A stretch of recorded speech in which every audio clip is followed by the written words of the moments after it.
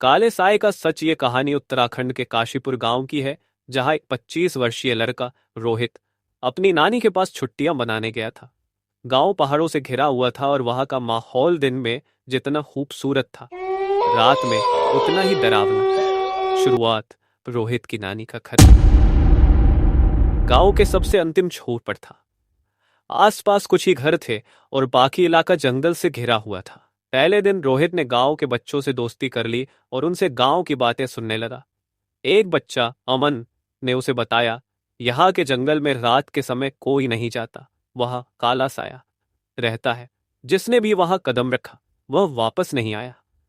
रोहित ने इसे बच्चों की कहानी समझकर हंसी में टाल दिया। रात का आतंक। रात को 12 बजे रोहित खिड़की के पास बैठा हुआ अपने फोन पर वीडियो देख रहा था। अचानक उसे खिड़की के बाहर किसी के चलने की आवाज सुनाई दी।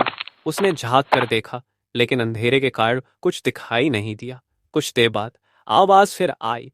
इस बार आवाज साफ थी, जैसे कोई बुरी तरह से रो रहा हो। रोहित का दिल तेजी से धड़कने लगा।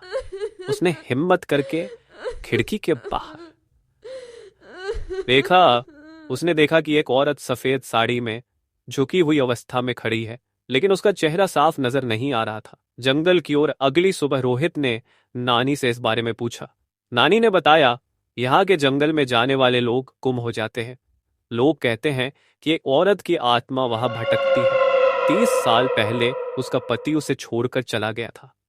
वह उसे खोजते खोजते जंगल में मरी पाई गई। तब से उसकी आत्मा यहाँ भटक रही है।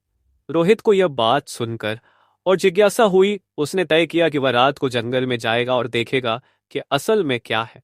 डरावना सामना। रात को 1 बजे रोहित टॉर्च और फोन लेकर जंगल की ओर चल पड़ा। कुछ दूर जाने पर उसे लगा जैसे कोई उसके पीछे चल रहा है। जब उसने पीछे मुड़कर देखा तो वहां कोई नहीं था, लेकिन पेड़ों के पीछे से उसे सफेद साड़ी में वही औरत दिखी। रोहित डर के मारे ठिठक गया। औरत धीरे धीरे उसकी ओर बढ़ने लगी। उसकी चाल असामान्य थी, जैसे जमीन पर घिसटती हुई। जब उसका चेहरा रोहित के सामने आया तो वह देखकर कांप उठा। उसकी आंखें पूरी सफेद थीं और मुंह से खून टपक रहा था। रहस्य का खुलासा। रोहित ने तुरंत भागने की कोशिश की, लेकिन उसके पैर जड़ हो गए। औरत ने कहा, तुम क्यों आए हो? मैंने तो सबको मना किया है। उसी समय रोहित की नानी और गांव के कुछ लोग टॉर्च लेकर वहां पहुंचे। जैसे ही टॉर्च की रोशनी औरत पर पड़ी तो वह जोर से चिल्लाई और गायब हो गई। अंतिम शब्द गांव वालों ने बताया कि वह आत्मा उन लोगों को निशाना बनाती है जो जंगल की शांति भंग करते हैं। रोहित के इस अनुभव के बाद उसने खुद से वादा किया कि वह कभी अनजाने खतरों से खेलने की कोशिश नहीं करेगा। सबक। हर जगह की अपनी एक कहानी होती है, हमें उनका सम्मान करना चाहिए। क्या आप भी कभी ऐसी जगह गए हैं जहां डर ने आपको जकड़ लिया हो? अगर आपको यह कहानी पसंद आई तो इसे लाइक करें, चैनल सब्सक्राइब करें और अगले हफ्ते की नई कहानी का इंतजार करें।